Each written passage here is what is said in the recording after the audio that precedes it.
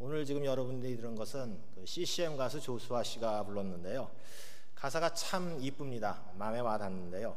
하나님의 사랑을 경험한 우리 그리스도인들이 그 받은 은혜와 기쁨을 세상 사람들에게 이렇게 전할 때 이 세상은 성령의 그 거대한 불꽃이 가득하여 많은 사람들이 함께 은혜를 나누는 아름다운 세상이 될 것이다 하는 그러한 의미의 곡입니다. 우리가 이 노래의 가사에서 볼 수 있듯이요, 우리 하나하나는 정말 작은 불꽃에 지나지 않습니다. 그런데 이 작은 불꽃이요, 큰 불을 일으킬 수가 있습니다. 이 세상이 아무리 어둡고 정말 죄악으로 가득 차서 하나님의 은혜가 정말 이 땅에 없는 것처럼 느껴질지라 할지라도 그 하나님의 사랑을 체험한 우리 그리스도인들이요, 각자 자신의 자리에서 정말 하나님이 주신 그 사명을 잘 감당할 때 이 세상에는 하나님을 찬양하고 경배하는 그러한 목소리로 가득 차게 될 것입니다. 오늘 우리가 읽은 본문 말씀은 하나님을 알지 못하는 어두운 땅 가나안에 하나님의 큰 불을 일으키라는 그 작은 불꽃이 되라는 그러한 사명을 부여받은 사람들의 이야기입니다. 그런데 안타깝게도요, 이 사람들은 하나님께서 주신 그 사명을 잘 감당하지 못했습니다. 아니, 감당하지 못했다기보다도 아마 잊어버렸던 것 같아요. 불꽃을 밝히기는커녕 그냥 어둠 속에서 불도 피우기 전에 그냥 꺼져버렸습니다. 이 가나안 땅이 얼마나 어둠이 강력했기에 이스라엘 백성들은 그 불꽃도 태우지 못했을까요? 우리는 가나안 땅을요, 성경에 보면은 젖과 꿀이 흐르는 약속의 땅이다 이렇게 이야기를 합니다. 경제적인 측면에서 본다면 그 말은 맞습니다. 유목민족으로 살아온 이스라엘 백성들에게 그 땅은요, 정착해서 부와 풍요를 누릴 수 있는 그러한 약속의 땅이었습니다. 민수기 13장 23절 말씀에 보면은요, 가나안 땅을 정탐한 여호수아와 갈렙이 그곳에서 포도와 석류와 무화과를 가지고 왔다 이렇게 기록하고 있습니다. 이스라엘 백성들은 광야에서 구경하지도 못한 그러한 정말 맛있고 진귀한 그러한 과일들이 가득 있는 곳이 바로 가나안이었습니다. 하지만 이 가나안을 영적인 측면에서 본다면요, 이 땅은 하나님의 거룩한 불꽃이 타오르지도 못하고 사라질 정도로 아주 강력한 어둠, 바로 바알과 아스다롯과 아세라와 같은 이러한 우상들이 활개를 치는 그러한 우상들을 섬기는 타락과 음란의 땅이었다 말씀드릴 수가 있습니다. 하나님께서는 이스라엘 백성들이 이 암흑의 땅을 하나님의 거룩한 불꽃으로 비추어서 생명의 큰 불로 환하게 타오르게 하기를 원하셨습니다. 이 일을 위하여 이스라엘 백성들을 광야에서 40년 동안 아주 혹독하게 훈련을 시키셨던 것이죠. 다시 말씀드려서 이스라엘 백성들의 이 가나안 정착이라는 의미는요, 하나님의 구원의 약속이 이루어진 것인 동시에 또 한편으로는 구원받은 백성들은 하나님을 위해서 어떠한 일을 감당해야 할 것인가, 이 사실을 보여주는 사건이라고 말씀드릴 수 있습니다. 그런데 이스라엘 백성들은 우리가 말씀드린 것 같이 하나님의 그 기대를 여지없이 무너뜨리고 말았습니다. 오늘 우리가 읽은 11절 말씀을 보면은요, 이스라엘 자손이 여호와의 목전에 악을 행하여 바알을 섬겼다 이렇게 기록하고 있습니다.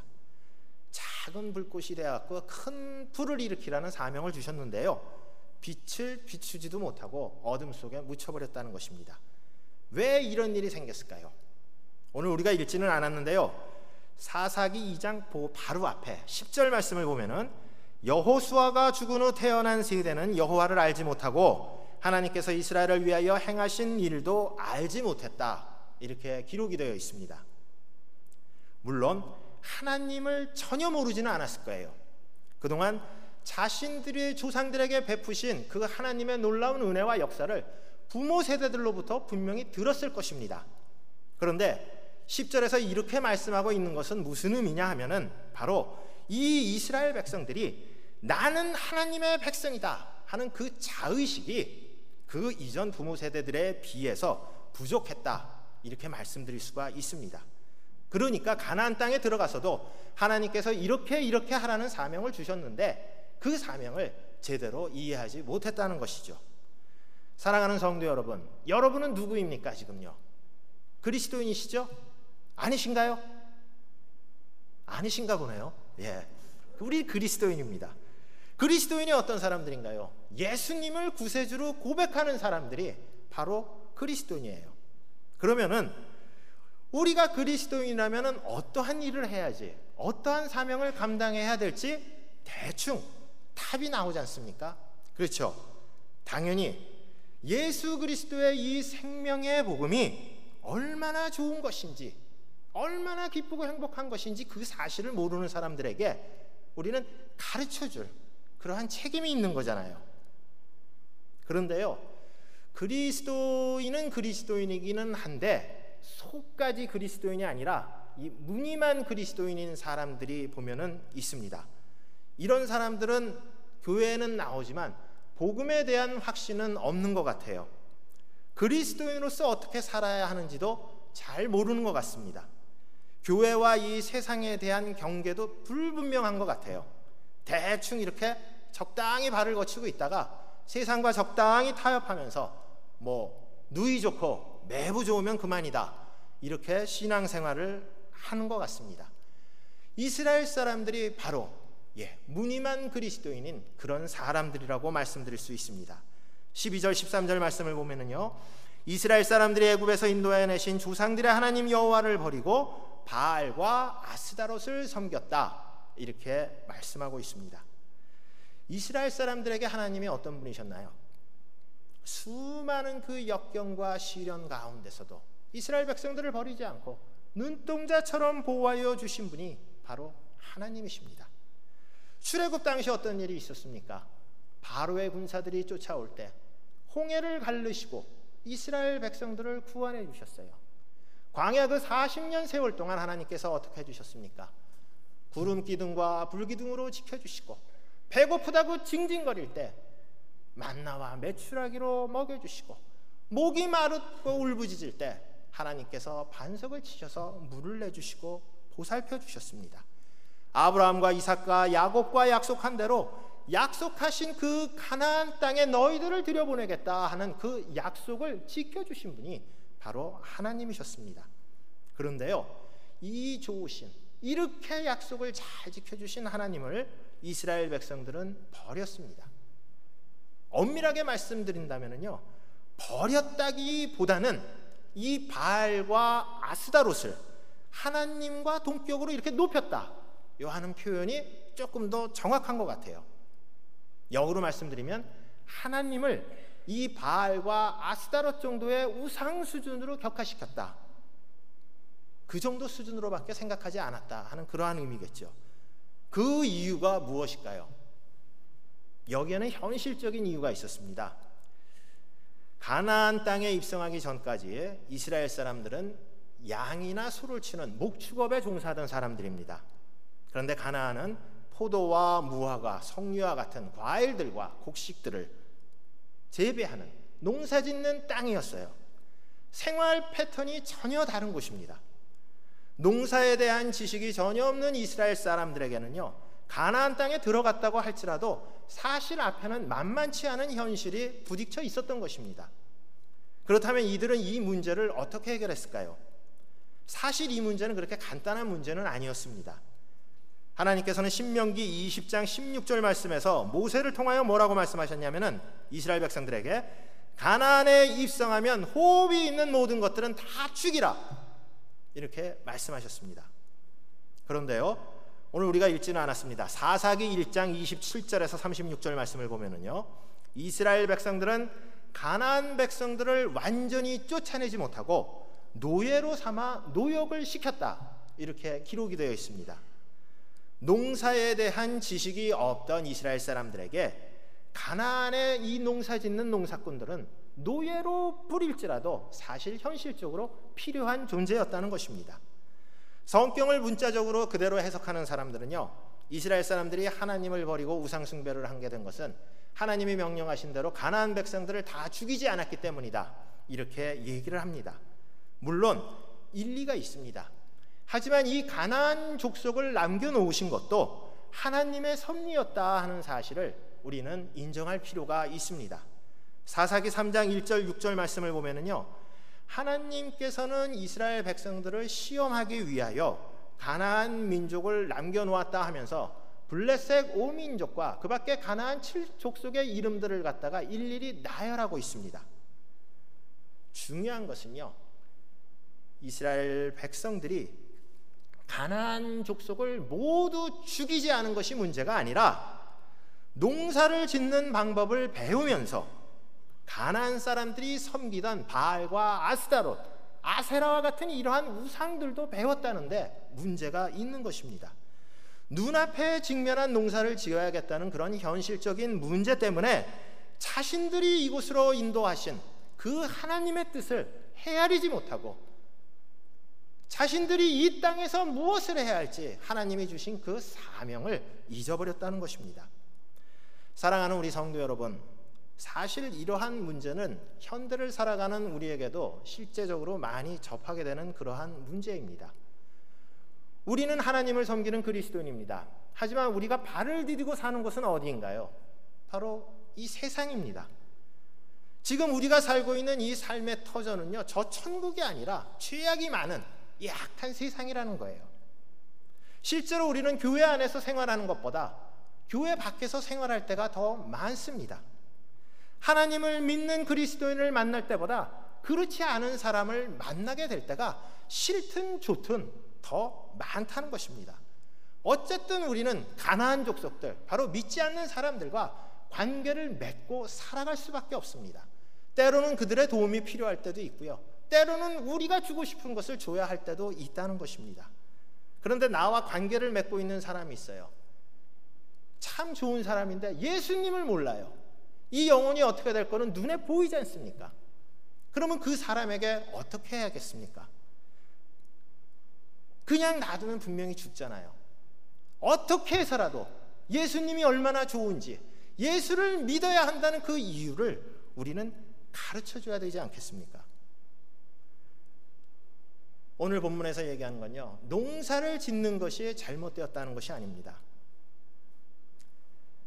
민수기에 보면은요, 13장에 가데스 바네아에서 모세가 여호수아와 갈렙을 비롯한 12지파의 대표에게 가나안 땅을 정탐시킬 때 지시한 사항이 있습니다. 제일 먼저 지시한 것은요, 저들의 군사력이 어떻게 되는지 알아보라고 그랬어요. 성읍이 어떻게 되어 있고, 그리고 병력 수는 얼마나 되는지 알아보라고 그랬습니다. 그리고 두 번째 또 알아보라는 게 뭐냐 하면은 바로 저들의 토지가 얼마나 비옥한지, 그리고 또 어떠한 농작물이 재배되고 있는지 알아보라고 그랬습니다. 그래서 갈렙과 여호수아가 갖고 온 게 포도와 무화과와 석류를 가지고 온 거예요. 이것은 무엇을 의미합니까? 하나님께서 이스라엘 백성들에게 광야 생활보다 훨씬 더 잘 살 수 있도록 농사 짓는 방법을, 농사를 짓도록 허락해 주셨다는 것입니다. 하나님은 이스라엘 백성들에게 필요한 모든 것들을 다 채워주시려고 미리 계획하고 있었어요. 그렇다면 무엇이 문제인가? 그것은 바로 농사를 주관하시고 햇빛과 비를 내리시고 그 모든 수확을 갖다가 이루게 하시는 분은 바로 바알이 아니라 하나님이라는 사실을 이스라엘 백성들이 잊고 있었다는 것입니다. 하나님을 바라보고 하나님을 의지하고 하나님이 가르쳐준 대로 농사를 지으면 하나님이 알아주셔서 햇빛을 비춰주시고 비를 내려주셔서 풍성하게 풍년이 될 수 있도록 해주실 텐데, 그것을 참지 못하고 바알과 아스타롯을 의지하고 우상의 방식으로 농사를 지은 것이 잘못되었다는 것입니다. 세상 일이 근데 참 그런 것 같아요. 다른 사람들은 참 다 세상의 방식으로 사는데 나 혼자 하나님의 방식으로 살려고 그러면은 왠지 좀 어색할 때가 있습니다. 나만 괜히 뭐 독불장군인 것은 아닌가? 나만 융통성 없는 것은 아닌가? 주변 사람들이 저 사람 좀 이상한 것 같아, 뭐 이런 따가운 시선을 느낄 때도 있는 것 같아요. 대놓고 나는 예수 믿는 사람입니다, 이렇게 드러내기가 선뜻 내키지 않을 때가 사실 살다 보면은 있습니다. 게다가 세상의 방식으로 살면은요, 편해 보여요. 진짜 멋져 보이고 괜히 폼나 보이기도 합니다. 일도 잘 풀리는 것 같고 모든 것이 만사 형통할 것 같은 그런 느낌이 들 때가 있습니다. 하지만 하나님의 방식으로 하면은 왠지 고리따분해 보이고 앞뒤가 꽉 막힌 것 같고 뭐 일도 제대로 되지 않고 좀 더뎌 보이는 것 같고 괜히 나만 손해보는 것은 아닌지 불안해질 때도 사실이 있습니다. 이 정도 되면은 모르겠어요. 혹시 교회 안에서만 그리스도인으로 지내고 교회 밖에서는 세상 사람들처럼 이렇게 사는 것이 낫지 않나 이런 마음이 들 때도 있습니다. 하지만 세상 일도 가만 보면 그래요.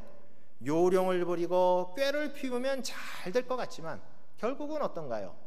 정도를 지키고 우직하게 나가는 게 성공하는 길입니다. 하나님의 일도 다르지 않습니다. 그리스도인이 세상의 방식으로 세상 방식을 흉내를 내면 잘 될 것 같죠? 안 그랬습니다. 더뎌 보이고 미련해 보이고 답답해 보이더라도 그리스도인은 하나님의 방식으로 살아야지 우리의 삶은 형통합니다. 이것은 진리예요. 이스라엘 사람들도 가나안 사람들의 방식으로 하는 것이 멋있어 보였습니다. 한 손에는 창을 딱 들고요, 한 손에는 번개를 들고 있는 바알 신상의 모습이 참 멋있게 보이고 근사하게 보일 수 없었습니다. 바알이 비를 내리고 대지를 풍요롭게 하고 또 풍년이 되게 해준다는 그 말에 귀가 쫑깃해졌습니다. 하지만 우상에 불과한 바알이 무엇을 할 수 있겠습니까? 여러분, 엘리야가 바알과 아세라 선지자 850명과 갈멜산에서 대결한 이야기 알고 계시죠? 1대 850이에요. 그때 어땠습니까? 바알과 아세라의 선지자 850명이 제물에 불을 내려달라고 기도를 하고 별짓을 다 했습니다. 불이 내려왔나요? 안 내려왔습니다. 당연하죠. 우상에 불과한 바알과 아세라가 무엇을 할 수 있었겠어요? 하지만 엘리야가 기도를 했을 때 어땠습니까? 하늘에서 불이 내려와서 제물을 불살랐습니다. 가나안에 들어간 이스라엘 백성들은 부모 세대로부터 출애굽 이후부터 가나안의 정착까지 하나님의 그 놀라운 역사와 그 일들을 들었을 것입니다. 그런데 그러한 하나님을 신뢰하지 못했습니다. 그 이유가 무엇입니까? 바로 그들에게 중요한 것은 하나님께서 자신들에게 주신 그 사명이 아니었습니다. 가나안 땅에 빨리 안정적으로 정착해서 잘 먹고 잘 살고, 이게 중요했던 거예요. 내가 잘 먹고 잘 살 수만 있다면 하나님의 방식이 아니더라도 내가 바알의 방식으로 산다고 할지라도 아무런 문제가 없다, 이렇게 생각했던 것입니다. 사랑하는 성도 여러분, 하나님을 섬기는 우리 그리스도인은요, 믿는 사람들보다 더 잘 살아야 합니다. 더 편안하고 더 안정되고 더 풍요롭게 살아야 합니다. 하나님은 우리가 하나님이 주신 풍요의 복을 누리면서 하나님을 위하여 사용하는 것을 원하시고 기뻐하십니다. 초대교회 사도였던 바나바를 보세요. 하나님께서 주신 재산을 얼마나 가치 있는 일에 사용했습니까? 문제는 우리가 그리스도인으로서의 그 사명을 잊어버리고 하나님의 방식이 아닌 바알의 방식, 세상의 방식대로 잘 살려고 하니까 그것이 잘못되었다는 것입니다. 뭐로 가도 서울만 가면 그만이다, 이게 잘못되었다는 거죠. 하나님께서는요, 결과만을 보시는 것이 아니라 그 결과를 어떻게 얻었느냐 하는 과정 자체를 중요하게 보십니다. 적당히 세상과 타협하면서 신앙생활을 하는 무늬만 그리스도인이 아니라 그리스도인으로서의 자존심을 지키고 또 정체성을 잃지 않는 그러한 신실한 그리스도인을 원하신다는 것입니다. 올해로 우리나라에 개신교가 전래된 지 꼭 130년이 되었어요. 한국교회는 지금까지 보면 청사의 길이 남을 훌륭한 목사님들을 많이 배출했습니다. 정말 좋은 목사님들이 많은데 그 중에서도 굳이 꼭 한 분만을 한번 뽑으라 그러면은 여러분들 어떤 목사님이 생각이 나시나요? 아마 많은 분들이 순교자 주기철 목사님을 떠오르지 않을까 생각을 해봅니다. 우리가 이 주 목사님을 기억하는 이유는요, 이분은 그 일제강점기라는 핍박과 박해의 그 암울한 시대에 바알의 방식, 세상의 방식으로 적당히 세상과 타협하면서 살아온 것이 아니라 하나님의 방식이라는 정도를 걸으면서 살아왔기 때문입니다. 주 목사님이 평양의 산정현교회 담임 목사로 심우하던 1938년에 대한예수교 장로회 제27차 총회는요, 신사참배가 종교 행위가 아니다, 애국심을 고취하는 바로 국가의식이다 하는 이 말도 안 되는 회개한 논리를 내세워갖고 하나님의 계명을 위반하지 않는다는 거죠. 그렇게 해서 신사참배안을 통과시켰습니다.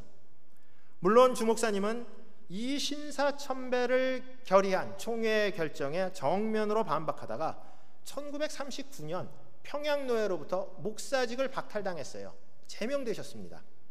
하지만 주 목사님은 이에 굴하지 않고 일제에 체포되어 옥고를 치르고 생명의 위협을 느끼면서도 자신이 심우하던 산정현 교회의 교인들에게 신사참배에 대처하는 3가지 사항을 공표하였습니다. 뭐냐면요, 첫째로 일본의 신사에 참배하는 것은 하나님이 우리에게 주신 계명 중에 나 외에 다른 신을 내게 있게 하지 말지니라 하는 제1계명과 우상을 숭배하지 말라는 제2계명을 어긴 것이다. 그리고 둘째, 신사를 참배하는 교인은 지위나 신분을 불문하고 공개 제명 출교시킬 것이다. 그리고 마지막으로 신사 참배 거부 때문에 발생하는 모든 불미스러운 문제에 대해서는 그 책임은 목사인 내가 지겠다, 이렇게 선언하셨습니다. 그 당시 장로교, 감리교를 비롯한 개신교의 수많은 교회들과 그리고 목사님들이 일제의 서슬퍼런 총칼이 두려워서 신사참배를 수용하였습니다. 어쩌면요, 당시 신사참배를 수용한 것이 현실을 살아가는 어떠면 삶의 지혜인지도 모릅니다. 일단 목숨을 부지해야죠. 일단 교회를 보존해야죠. 그래야 후일을 도모해서 전도도 하고 선교도 하고 그래야지 교회도 부흥할 것이 아니냐, 이렇게 생각했을 수도 있습니다. 하지만 적어도 이 주기철 목사님께는 이러한 방식은 발해 방식이었습니다. 결코 해서는 안 되는 일이었습니다. 주 목사님은 하나님의 방식을 택했습니다. 비록 목사직을 박탈당하고 심우하는 교회에서 쫓겨나고 감옥에 갇히고 심하면 목숨을 잃는다고 할지라도 그것이 하나님이 기뻐하는 것이요 영원히 사는 것이라고 생각했습니다. 이것이 사명을 잊지 않고 살아가는 그리스도인의 모습입니다. 하지만 이 발의 방식으로 살게 되면요, 하나님의 방식이 잘 보이지가 않습니다. 왜 그러냐 하면요, 뭐든지 내가 우선이기 때문에 그래요. 내가 잘 살고 내가 잘 되고 또 내가 성공하는 것이 중요한 것입니다. 하나님이 원하시고 기뻐하시는 것이 무엇인지 모르는 것도 아니에요. 그런데 알기는 아는데 내가 먼저이기 때문에 하나님이 잘 보이지 않는 것입니다. 그렇다면 어떻게 해야 하나님의 방식대로 사는 것이 보입니까? 야고보 사도는 야고보서 4장 8절에서 10절 말씀에서 이렇게 말합니다. 첫째, 하나님과 가까이 하라. 그리고 둘째, 성결하라. 하나님이 거룩하니 우리도 성결하라는 그러한 의미입니다. 그리고 셋째로 회개하라. 나의 죄를 부끄러워하고 애통하고 슬피 울며 회개하라 하고 말씀하고 있습니다. 그리고 마지막으로 겸손하라. 예수님께서 제자들의 발을 씻겼듯이 우리 또한 겸손한 모습으로 살라 하고 말씀드리고 있습니다. 다시 말씀드려서 나는 사명받은 그리스도인이다 하는 마음가짐으로 우리의 심령이 성령으로 충만할 때 세상의 방식이 아닌 하나님의 방식으로 살 수 있다는 것입니다. 그런데 안타깝게도요, 이스라엘 사람들은 하나님의 방식이 아니라 바알의 방식을 고집했습니다. 그 결과 어떻게 됐나요? 하나님의 진노를 피할 수가 없었습니다. 하나님은 바알의 방식대로 사는 이스라엘 백성들에게 진노하사 노력하는 자들의 손에 넘겨주고 재앙을 내리셨다 하고 오늘 본문에서 말씀하고 있습니다. 이것이 하나님의 방식을 버리고 바알의 방식, 세상의 방식으로 사는 사람들의 말로입니다. 여기서 우리가 꼭 기억해야 할 것이 있어요. 그것은 하나님은 자신이 택한 백성이 하나님을 버리고 바알이라는 세상을 바라보고 사는 것을 결코 좌시하지 않는다는 사실입니다. 알아들을 때까지 타이르고 때로는 얼르기도 해요. 그래도 알아듣지 못하고 잘못된 길로 가면은 회초리를 들어서 매를 때려서라도, 때로는 우리가 가장 소중히 여기는 것을 빼앗으면서까지도 우리를 깨우쳐서 하나님의 방식대로 살아갈 수 있도록 우리를 이끌어 주신다는 사실입니다. 사랑하는 성도 여러분, 이 세상은 우리 그리스도인에게 하나님의 방식이 아니라 바알의 방식, 세상의 방식으로 살라고 우리를 유혹하고 있습니다. 하지만 우리 구원받은 하나님의 백성들은 바알의 방식이 아니라 하나님의 방식으로 살아야 하는 사명받은 존재임을 늘 잊지 말아야 합니다. 우리가 한시라도 이 사실을 잊지 않고 기억하며 신앙생활을 할 때 이 어두운 세상에 하나님의 불꽃을 비출 수가 있습니다. 비록 우리 하나하나는 작은 불꽃에 지나지 않지만 이 불꽃이 모여 큰 불꽃이 되면은 이 어둡고 답답한 세상에 성령의 역사가 불붙듯 일 것입니다. 우리 성도 여러분 모두가 하나님께서 주신 이 소중한 사명을 늘 기억하면서 오늘도 죄악으로 가득 찬 이 깜깜한 이 세상에 작은 불꽃으로 타올라서 사랑과 소망과 생명을 일으키는 성령의 커다란 불길이 온 세상 방방곡곡에 가득 비추기를 우리 주님의 이름으로 축원합니다. 하나님, 우리가 하나님의 구원받은 백성으로서 주님께서 우리에게 주신 사명을 늘 기억하며 살아가게 하여 주시옵소서. 우리의 눈과 귀를 즐겁게 하는 세상의 모든 것들이 하나님의 방식이 아닌 바알의 방식임을 기억하게 하시고, 비록 지금은 힘들고 고달프고 더디다고 할지라도 하나님의 방식으로 우직하게 사는 것이 인생의 행복이요 참 기쁨임을 깨닫게 하여 주시옵소서. 예수 그리스도의 이름으로 간절히 기도드려옵나이다. 아멘.